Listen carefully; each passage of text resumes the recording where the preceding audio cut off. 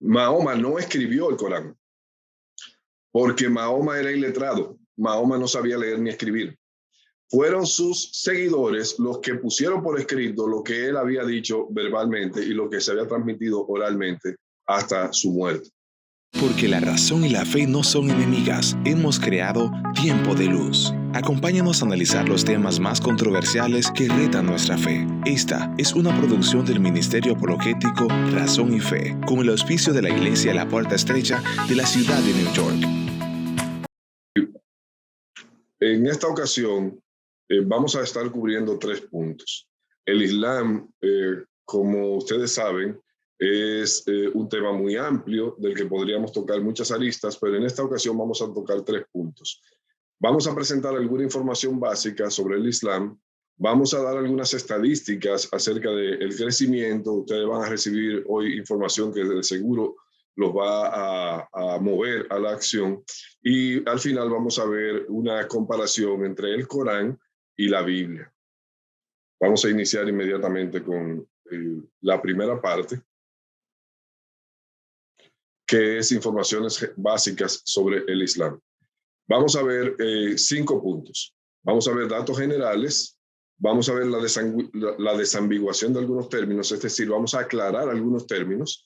Vamos a ver cuáles son las fuentes de autoridad del Islam, vamos a ver las ramificaciones del Islam y vamos a ver las principales diferencias entre los suníes y los chiitas, que son las 2 ramas principales del Islam. Ok. ¿Qué es el Islam?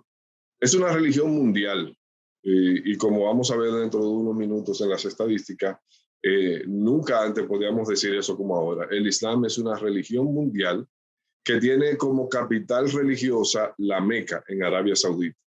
Esta religión fue fundada en el año 622 por Mahoma, un descendiente de Ismael, un árabe. Y eso fue en el año 622 después de Jesucristo. La fuente de autoridad principal del Islam es el Corán, pero también las tradiciones del Hadith o Hadith, que están recopiladas en un libro llamado la Sunna. También veremos eso un poquito mejor en unos minutos. Junto al judaísmo y el cristianismo, el Islam compone las 3 religiones monoteístas mundiales o religiones abrahámicas. ¿Por qué se le llama religiones abrahámicas? Porque las 3 reclaman adorar al Dios de Abraham. Pero como veremos en el día de hoy, eso no es exactamente así. El símbolo que usa la religión es la luna creciente. Usted la ha visto por ahí muchas veces. Y la palabra Islam significa en árabe sumisión y se refiere a la sumisión a Dios. La palabra musulmán significa el que se somete.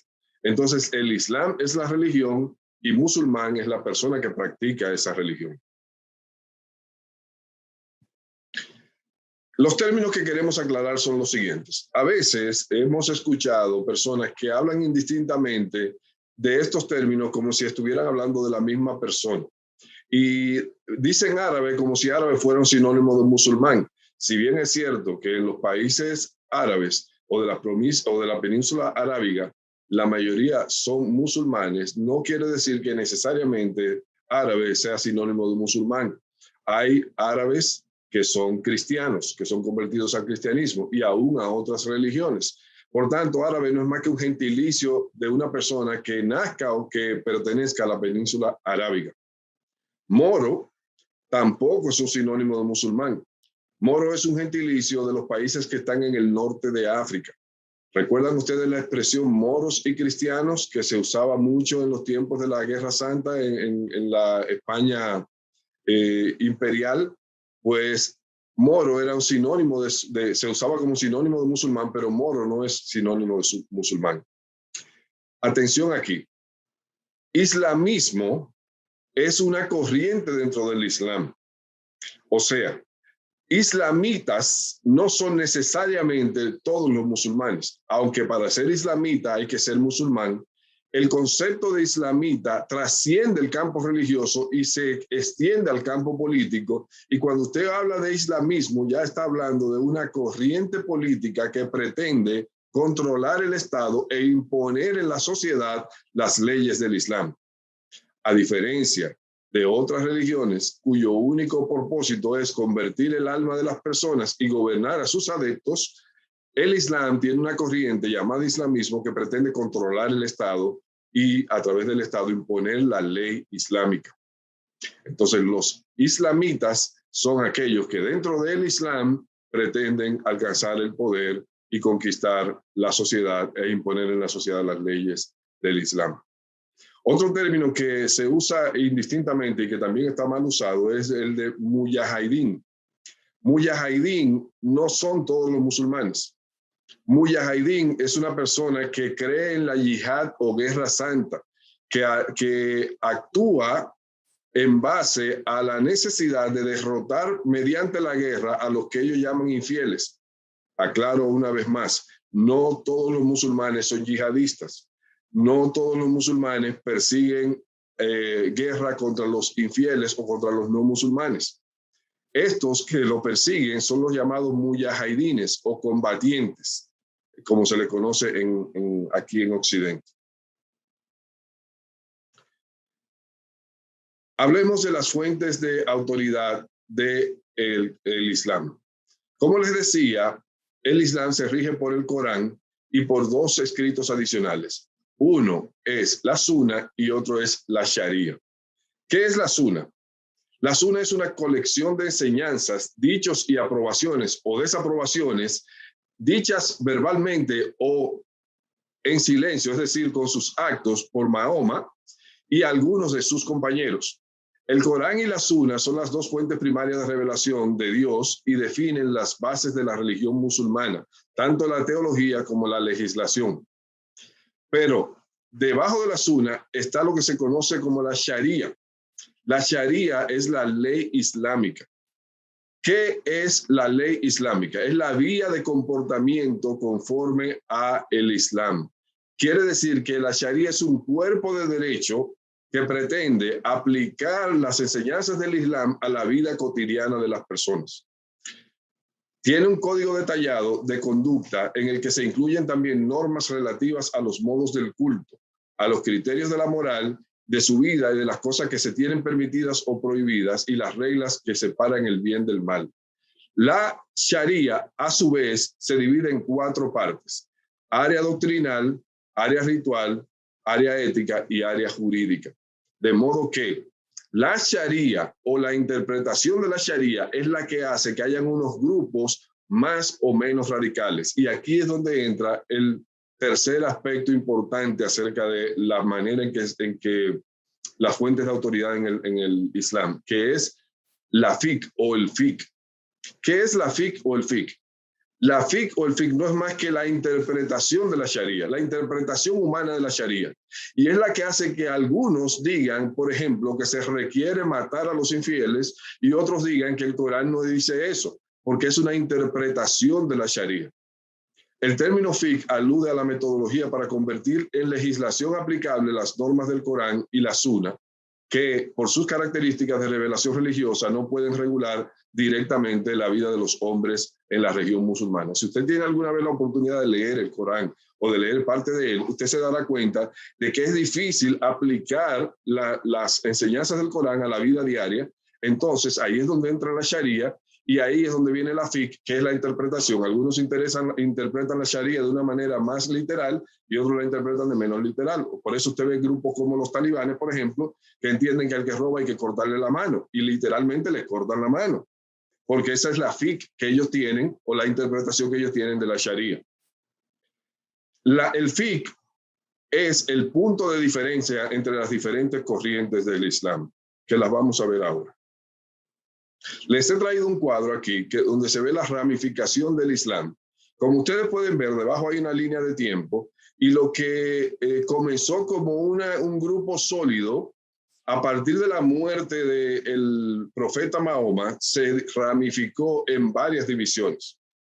2 de ellas, las 2 principales, es el sunismo o los suníes o sunitas, como usted quiera llamarlo, y es el chiismo o los chiíes o chiitas, como usted quiera llamarlos.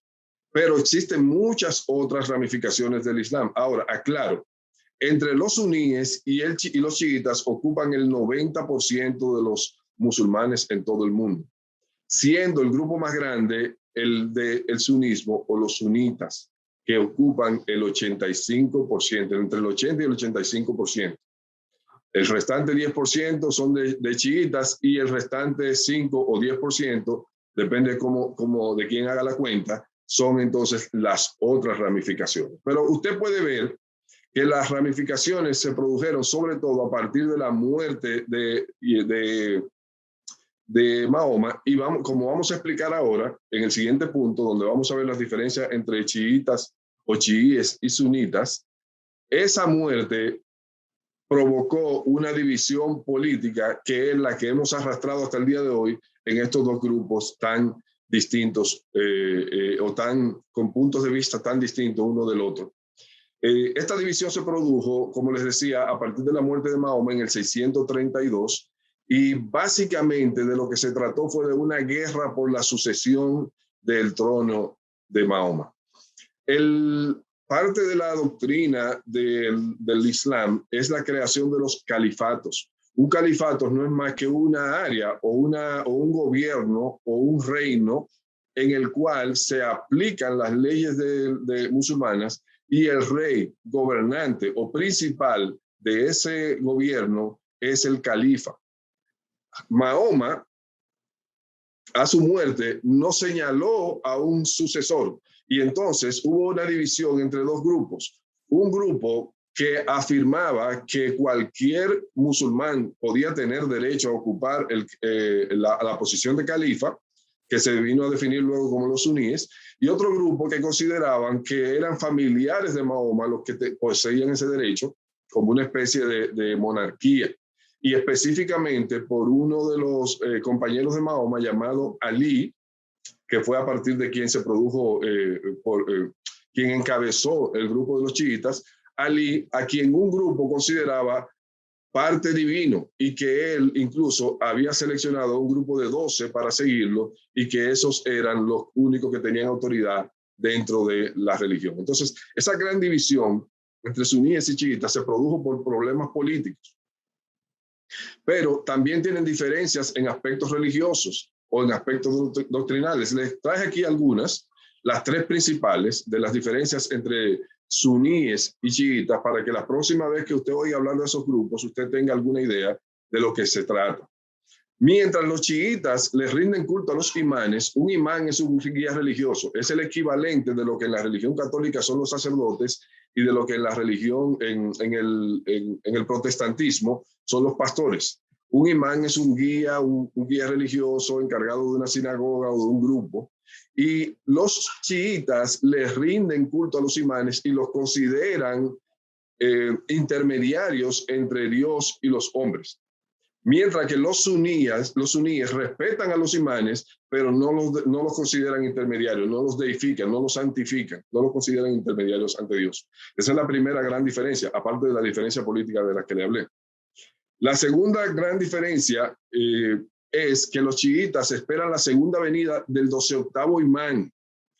Si usted lo puede, parte de esta información usted la puede conseguir por ahí en internet, y usted verá que ellos declararon que habían 12 imanes que eran los herederos de Ali, y que el último murió en el siglo IX, y que estos imanes, uno de ellos, el número 12, volverá a la tierra y vendrá a salvar a la tierra. Una idea que los suníes rechazan completamente. Los suníes también piensan, al igual que como creemos los cristianos, que el matrimonio es para siempre, que es hasta que la muerte los separe, mientras que los chiitas practican el matrimonio con fecha de vencimiento. Esto es bien curioso, porque esta es una manera en que ellos resuelven la enseñanza de la Biblia de que la fornicación es el sexo entre personas no casadas. Entonces, para resolver ese problema, los chiitas encontraron una gran solución. Ellos hacen matrimonio hasta por un día. Usted va y le gusta esa, estoy exagerando un poco, pero esa es la idea. Le gusta esa joven, usted se casa con ella con fecha de caducidad de mañana o de pasado mañana, y así ya eso deja de ser fornicación. Pero los principales conflictos hoy en día, en el siglo XXI, entre chiitas y suníes son por motivos geopolíticos, no por motivos religiosos. Por ejemplo, la guerra en Siria es entre sunitas y chiíes y es por el gobierno de la nación. Lo mismo pasó en Irak, que era un país de mayoría chiita, pero alcanzó el poder un suní que era Saddam Hussein, y Saddam Hussein aplicó incluso armas de destrucción masiva contra sus propios compañeros de fe. Es curioso que desde el principio, aunque el Islam profesa ser una religión no violenta, desde el principio ha habido violencia entre los mismos que profesan esta religión. Ok, vamos a ver las estadísticas de crecimiento del Islam, en tanto las actuales como las proyectadas. Primero vamos a ver lo que ha acontecido en Europa y lo que está proyectado a acontecer en Europa. Luego vamos a ver lo que ha acontecido, lo que está aconteciendo en Estados Unidos y está proyectado a acontecer. Y luego veremos lo que puede acontecer en Latinoamérica. Recuerden que en términos de religión, lo que pasa en Europa, luego pasa en Norteamérica y luego pasa en Latinoamérica. Así fue con los avivamientos, así fue con la evangelización y así está pasando con el Islam. Veamos estas estadísticas. Y espero que usted me pueda seguir con cuidado. Estoy usando unas estadísticas emitidas por el Pew Research Center, que es una entidad que se dedica a hacer estudios en todas las áreas sociales y es una autoridad en lo que tiene que ver con análisis de la situación religiosa a nivel mundial. Esta proyección que tenemos en la pantalla en este momento es la proyección de lo que pasa en cuanto a cantidad de adeptos, lo que ha pasado y lo que está proyectado a pasar con las principales religiones del mundo, específicamente en la región de Europa. Quise dividirlo por regiones porque ustedes van a ver cómo se refleja en una lo que está pasando en la otra. Fíjese, yo he subrayado aquí las dos religiones que nos interesa analizar en esta ocasión: la cristiana y los musulmanes o el Islam. ¿Cuál es la realidad? Este estudio está analizando lo que estaba vigente en 2010 y proyectado hasta 2050. Aunque hay otros estudios que tienen la misma gente de Pew Research que proyectan hasta el 2100. Pero vamos a ver estos. Fíjese, la primera columna que hay ahí es la cantidad de personas en Europa que se decían ser cristianas en el 2010. Tenemos que eran 553 millones.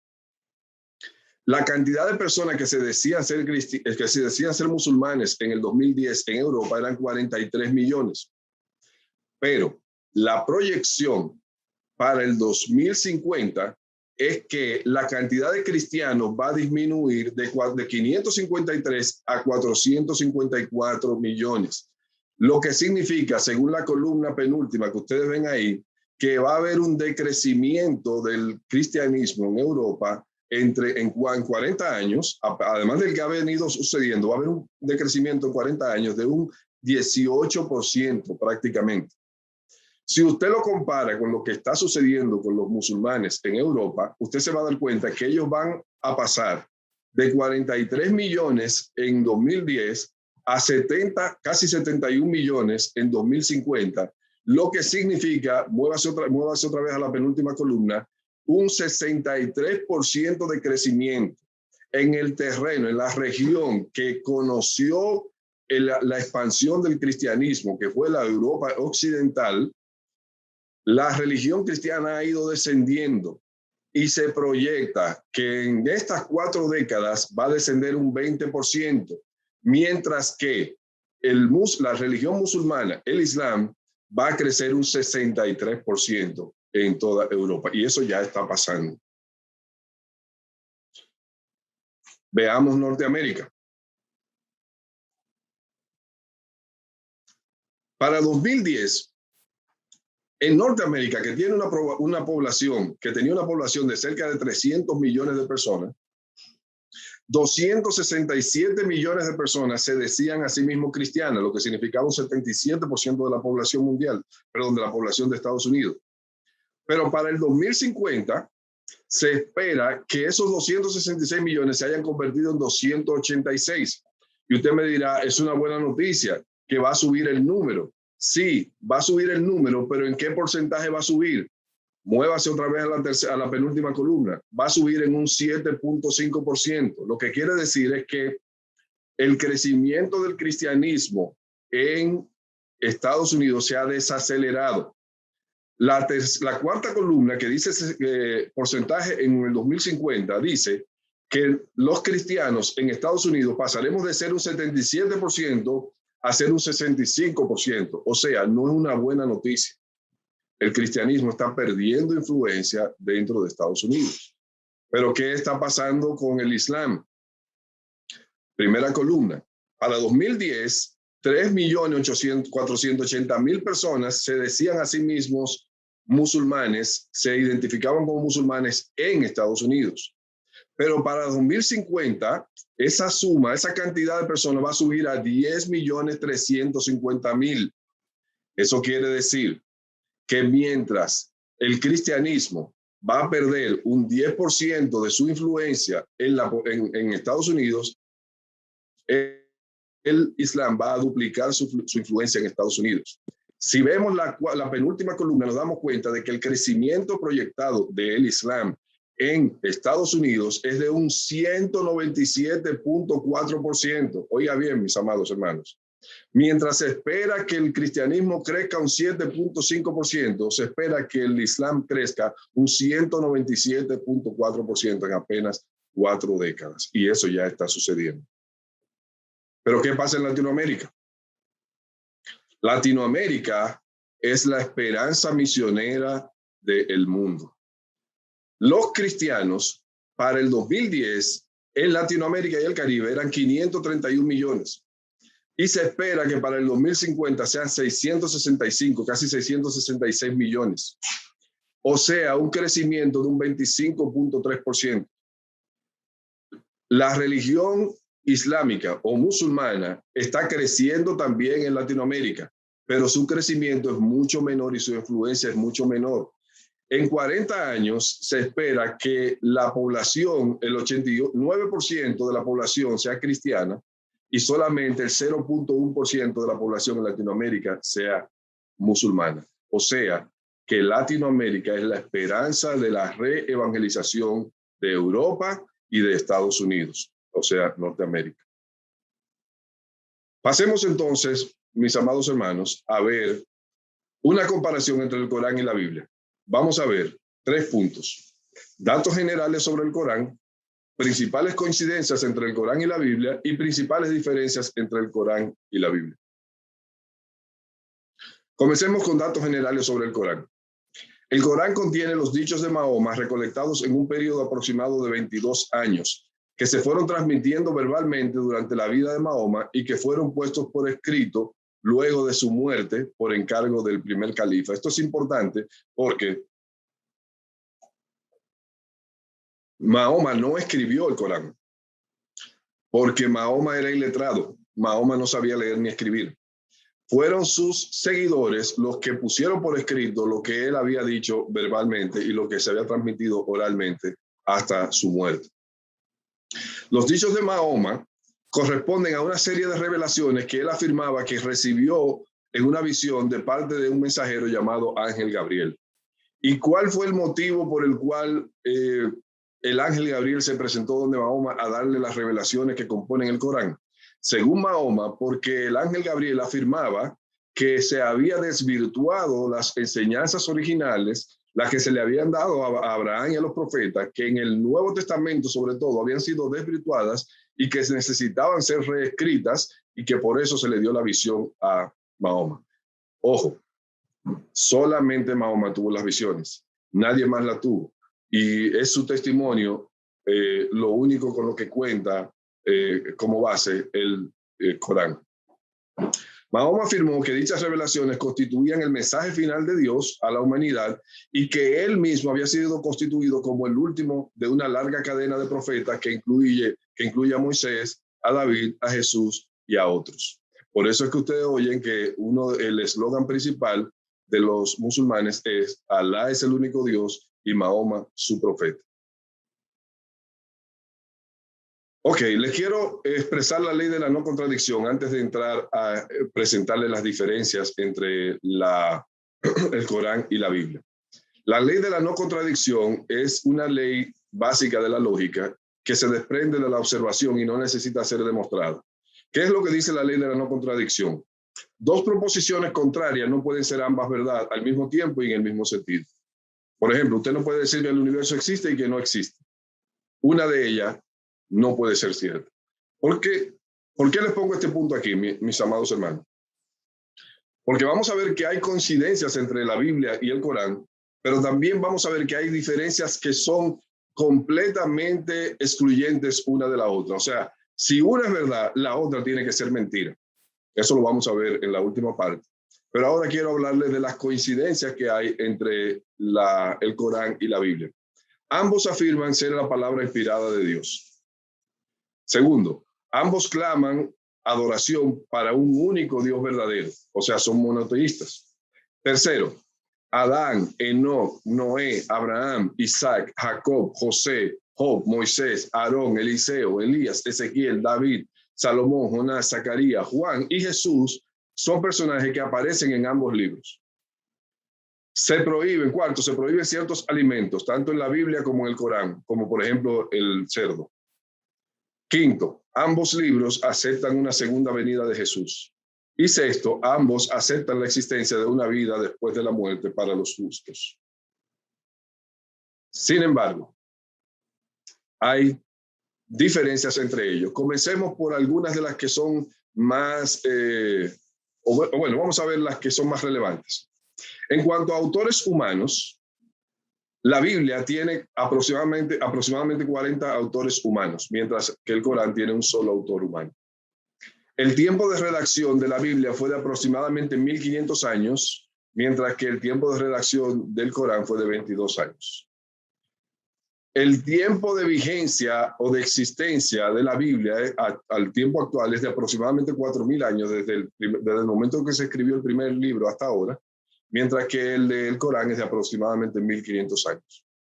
El nombre de Dios reconocido en la Biblia es Jehová, o Yahvé, o Yahweh, o el tetragramatrón, o como usted quiera, que se le dio a Moisés allá en la zarza ardiente, pero para el Corán es Alá. El descendiente escogido para la Biblia es Jacob, mientras que el descendiente escogido, es Isaac, mientras que el descendiente escogido para el Corán es Ismael. Y aquí es donde se separan completamente. Mientras para la Biblia, el pueblo escogido es la descendencia de Isaac en Jacob, para el Corán, el pueblo escogido es la descendencia de Ismael. En cuanto a sus enseñanzas, vamos a verla ahora detalladamente en tres aspectos. Vamos a ver tres aspectos de las enseñanzas de la Biblia y del Corán en las cuales se contradicen totalmente. En la doctrina sobre Dios, en la doctrina sobre la salvación y en la doctrina sobre Jesucristo. Veamos primero la doctrina sobre Dios. Según la Biblia, existe un solo Dios, pero este Dios se manifiesta en tres personas: Padre, Hijo y Espíritu Santo, con la doctrina que nosotros conocemos como la Trinidad. Mateo capítulo 28, versículos 18 al 20. Según el Corán, Dios es uno y mienten los que afirman que Él es tres personas. Usted lo puede buscar allí en Sura 4, versículos 171 a 172. Por cierto, las citas que estoy usando del Corán, de la Biblia, las estoy usando de la Reina Valera 1960, y las que estoy usando del Corán las estoy usando de la versión en español traducida por Julio Cortés, que lo tengo aquí en la mano porque vamos a leer unos versículos de él dentro de un momentito. En cuanto a la doctrina sobre la salvación, la Biblia dice que la salvación es un regalo de la gracia de Dios que se alcanza mediante la fe en el sacrificio de su Hijo Jesús, excluyendo todas nuestras obras. Este versículo lo citó nuestro hermano Luis en la conferencia hace un ratito, Efesios capítulo 2, versículos 8 y 9. Mientras que el Corán afirma que la salvación se alcanza por la sumisión a la voluntad de Dios y el cumplimiento de los 5 requisitos del Islam. el Islam tiene 5 requisitos que tienen que ser cumplidos por todos los creyentes en el Islam. El primero es el credo. El segundo es la oración. El tercero es la limosna.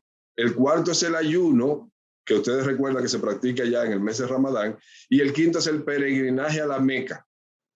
Es necesario que en su vida todo creyente musulmán vaya por lo menos una vez en su vida en un peregrinaje a la Meca si quiere ser salvo.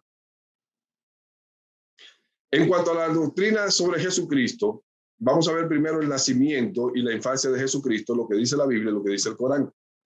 En cuanto a la infancia de Jesús, el nacimiento y la infancia de Jesucristo, la Biblia dice que Jesús nació en un establo en Belén de la Virgen María y que tuvo una infancia similar a la de cualquier otro niño judío de su época. Lucas 2, versículo 4 al 7, versículo 52. Mientras que el Corán afirma que Jesús nació bajo una palmera en el desierto de la Virgen, en el desierto, nació de la Virgen María y que habló al nacer y que habló durante su niñez. Sura 19, 20 al 26. Le voy a leer, con el permiso de ustedes, como aquí, hasta donde yo sé, todos, la mayoría somos cristianos, no tenemos que leer lo que dice la Biblia, después usted lo lee, pero les quiero leer lo que dice el Corán, porque probablemente muchos de ustedes nunca lo han leído o a lo mejor no tengan un Corán cerca.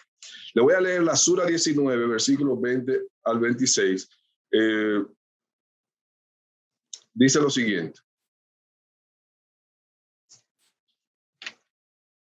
Sura 19, perdón, dice lo siguiente. Oiga esto, mi hermano, ponga atención.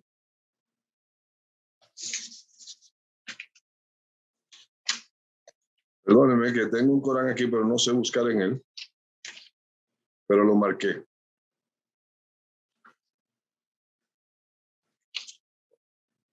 Ok, oiga lo que dice aquí. Dijo ella, ¿cómo puedo yo tener un muchacho? Esto es la conversación entre María y el ángel. Dijo ella, ¿cómo puedo tener yo un muchacho si no me ha tocado mortal, ni soy una ramera? Así será, dijo, tu Señor dice, es cosa fácil para mí, para hacer de él signo para la gente y muestra de nuestra misericordia. Es cosa decidida. Quedó embarazada con él y se retiró con él a un lugar alejado. Entonces los dolores de parto la empujaron hacia el tronco de la palmera. Dijo, ojalá hubiera muerto antes y se me hubiera olvidado del todo. Entonces, de debajo de ella, esto quiere decir la criatura que estaba saliendo, le llamó y le dijo, no estés triste, tu Señor ha puesto a tus pies un arroyuelo. Sacude hacia ti el tronco de la palmera y esta hará caer sobre ti dátiles frescos y maduros. Come pues, bebe y alégrate, y si ves algún mortal, di, he hecho voto de silencio al compasivo. No voy a hablar, pues, hoy con nadie. Ya ustedes ven la diferencia enorme entre lo que dice la Biblia relatando el nacimiento de Jesús y lo que dice el Corán. Estoy pasado con 3 minutos, pero me dijeron que podía tomarme 5 minutos adicionales y quiero terminar esta idea. En cuanto al nacimiento de la niñez, en cuanto a la naturaleza del Señor Jesucristo, la Biblia dice que Jesús es el Hijo de Dios preexistente antes de ser concebido en el vientre de María por el poder del Espíritu Santo. Eso está en Juan capítulo 1, versículo 1 al 3, que también lo leyó nuestro hermano Luis. Y el Corán dice que Jesús es un ser creado, nacido de María Virgen, pero no es hijo de Dios. Hay varias suras ahí que hablan de eso, pero yo le voy a leer lo que dice la sura 9, versículos 30 y 31.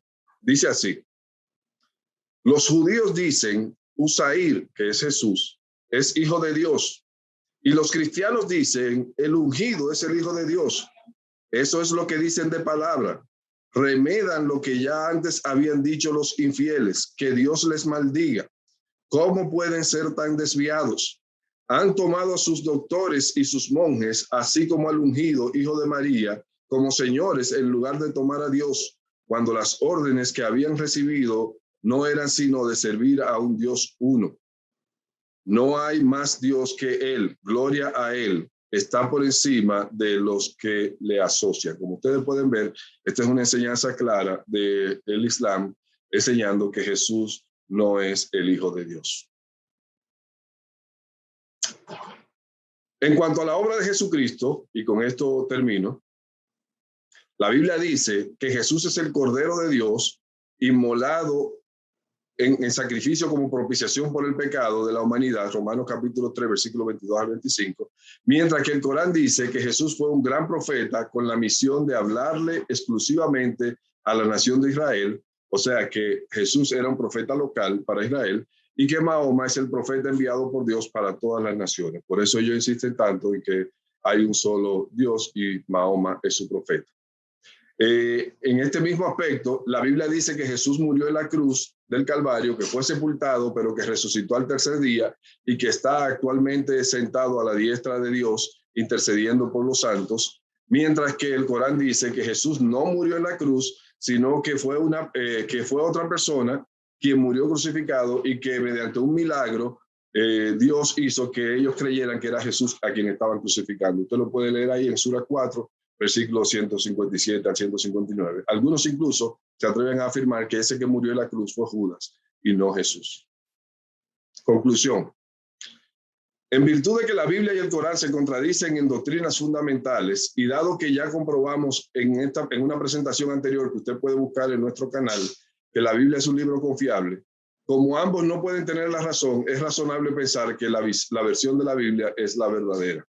Segundo, los cristianos como portadores de la verdad no debemos ver a los musulmanes como enemigos o como una amenaza a nuestra fe, sino como un campo misionero y una oportunidad para extender el reino de Dios a la tierra. Y conforme a las estadísticas que hemos visto, mis amados hermanos, creo que Dios está poniendo esa misión en manos de los hispanoamericanos. Dios les bendiga, Dios les guarde y hasta aquí mi parte. Gracias por su tiempo y sintonía. Para obtener más recursos como este, suscríbase a nuestro canal y síganos en nuestras redes sociales. Le esperamos en un próximo episodio de Tiempo de Luz. Y recuerde, la razón y la fe no son enemigas.